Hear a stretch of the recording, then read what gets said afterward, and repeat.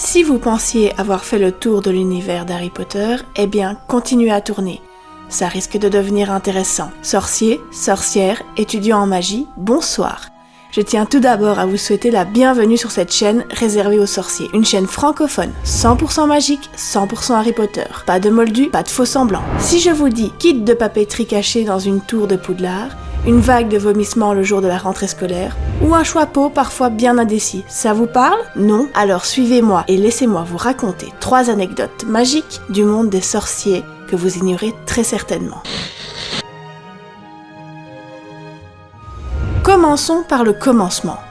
Vous êtes des milliers à avoir attendu votre lettre d'admission. Pour certains, c'était le début d'une grande aventure, et pour d'autres, malheureusement, une attente en vain. Mais qui choisit les élèves qui intègrent l'école de Poudlard? Le directeur? Eh bien non. Le ministre de la magie peut-être? Ou un éventuel département du ministère? Toujours pas. La réponse est évidente et complexe à la fois. Par magie. Non, ne partez pas, je m'explique. Dans une petite tour de Poudlard, à l'abri des curieux et des regards, se cachent 2 artefacts magiques. Un livre ancien aux pages jaunies, à la reliure noire craquelée en peau de dragon, qui n'a plus été touché par main humaine depuis l'époque des 4 fondateurs. Et à ses côtés, un encrier en argent dont dépasse une longue plume d'auguret aux couleurs fanées. Ce petit encrier reste toujours vide, étant donné que la plume d'auguret repousse systématiquement l'encre. C'est la plume elle-même qui produit un liquide argenté encore inconnu. Il s'agit du livre d'admission et de la plume d'acceptation. Albus Dumbledore dira un jour en soupirant que cet ingénieux processus évite au personnel de devoir trouver des explications maladroites face au mécontentement de parents furieux dont les enfants n'ont pas été sélectionnés pour la prestigieuse école de sorcellerie. La décision du livre et de la plume sont irrévocables. En parlant de Dumbledore,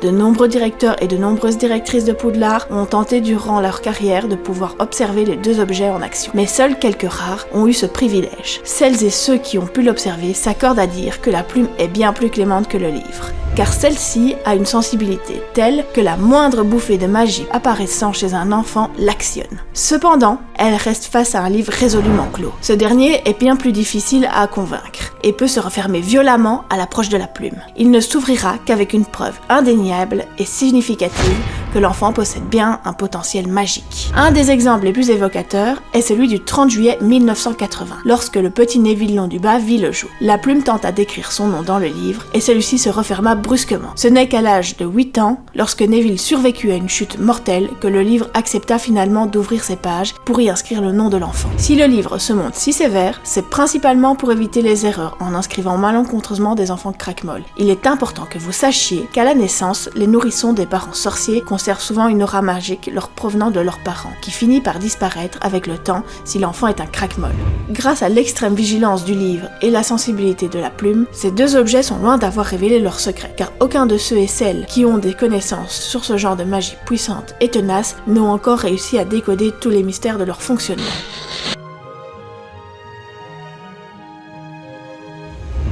De nos jours, se rendre à Poudlard paraît plutôt simple pour les étudiants en sorcellerie. Il suffit de se rendre sur le quai 9-3/4 et de monter dans le Poudlard Express. Mais vous êtes-vous déjà demandé comment faisaient les étudiants avant son instauration? Les premiers récits historiques, les témoignages de gravures sur bois et gravures anciennes, racontent que c'était les parents qui avaient pour responsabilité d'emmener leurs enfants à l'école, et que ces derniers et leur progéniture avaient trouvé des techniques plus fantaisistes et dangereuses les unes que les autres. Certains optaient pour le balai, un exploit très compliqué lorsqu'il fallait transporter des mâles et des animaux domestiques. D'autres réquisitionnaient des charrettes enchantées et même plus tard des calèches. Ou alors chevauchaient une grande variété de créatures magiques. L'idée la plus dangereuse, aux effets le plus souvent désastreux, était celle de transplaner.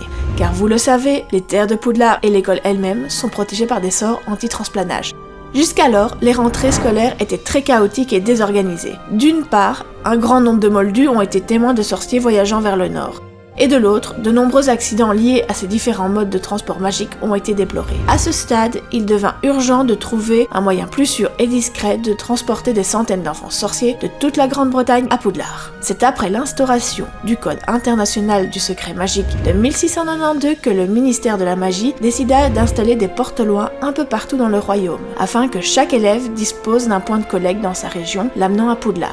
Et dès le début, ce fut un long et douloureux échec. Près d'1 tiers des élèves n'arrivaient pas chaque année. Et je pense que vous avez deviné pourquoi. Dans le mille et mille, le porte-loin, un objet discret dissimulé quelque part dans la nature. Et de fait, beaucoup le loupaient, parce qu'ils ne l'avaient tout simplement pas trouvé. Et les retardataires, eh bien eux, rataient également leur créneau horaire. Là, ce n'est qu'une partie du problème, sans compter les malheureux qui ont pris le porte au loin. J'imagine que certains d'entre vous sont sujets au mal de transport. Eh bien, pour ces enfants sorciers, c'est ce qu'on appelle plus communément le mal du porte au loin. Voilà que le 1er septembre, l'infirmerie était bien plus remplie que la grande salle le temps que les élèves sensibles surmontent leurs nausées et leurs crises de nerfs. Le ministère comprit bien vite que le porte au loin n'était pas une solution durable et efficace. Il proposa dès lors d'ouvrir un réseau de cheminettes spécialement pour entrer à Poudlard, ce que de nombreux directeurs en se succédant refusèrent chacun à leur tour. Pour eux, il était impossible qu'une brèche soit ouverte dans la sécurité de Poudlard. Donc, on oublie. C'est le ministre de la Magie, Otaling Gumball, qui proposa au problème épineux du transport d'élèves une solution audacieuse et très controversée. Le ministre, s'intéressant de près aux inventions moldues, vit dans les trains un potentiel qu'aucun transport magique ne pouvait égaler jusque-là. L'origine du Poudlard Express reste floue, mais nous savons que le ministère de la Magie possède des informations secrètes le concernant.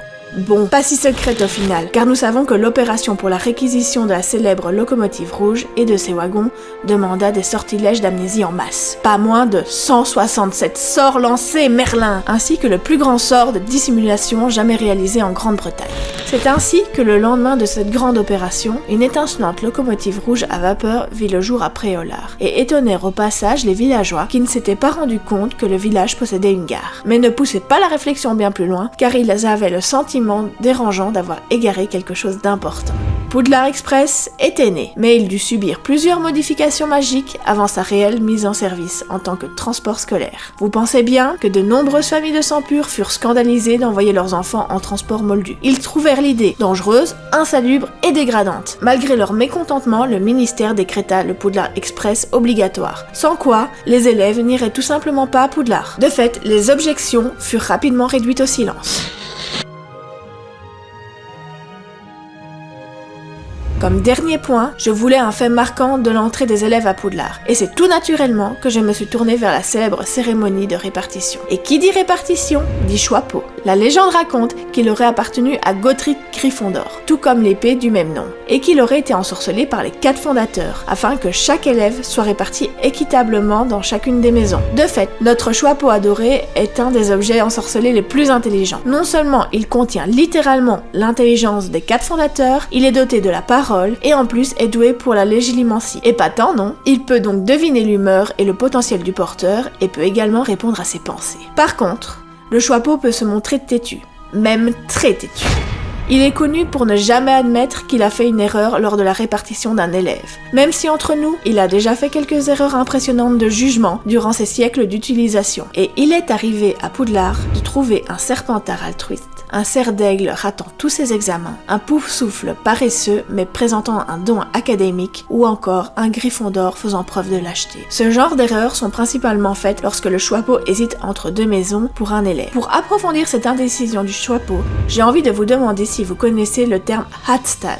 Il n'y a pas vraiment de traduction française, mais il s'agit d'un terme archaïque utilisé à Poudlard pour désigner un étudiant dont le choix-peau prend plus de 5 minutes pour trouver sa maison. Il faut bien vous rendre compte que c'est un temps exceptionnellement long pour une délibération du choix-peau, et que cela arrive à peu près une fois tous les 50 ans, c'est pour vous dire. J'imagine que vous pensez à Harry Potter, mais il ne s'agit pas d'un Hatstall. Par contre, Hermione Granger et Neville Londubat se sont approchés très près d'en être. Le choix-peau a passé près de 4 minutes à déterminer si Hermione irait à Cerf d'Aigle ou Gryffondor.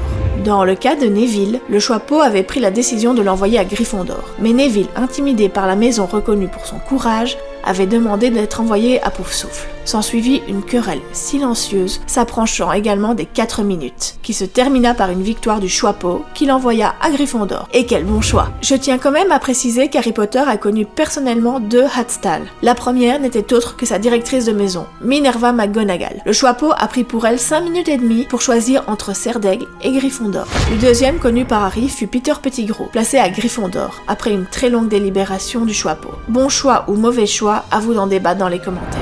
Et voilà, nous arrivons à la fin de cet épisode, qui j'espère vous aura plu. Si vous êtes vraiment curieux d'en savoir plus, je vous invite à lire les articles sur Pottermore que je vous ai soigneusement préparés dans la description. Attention, ils sont exclusivement en anglais.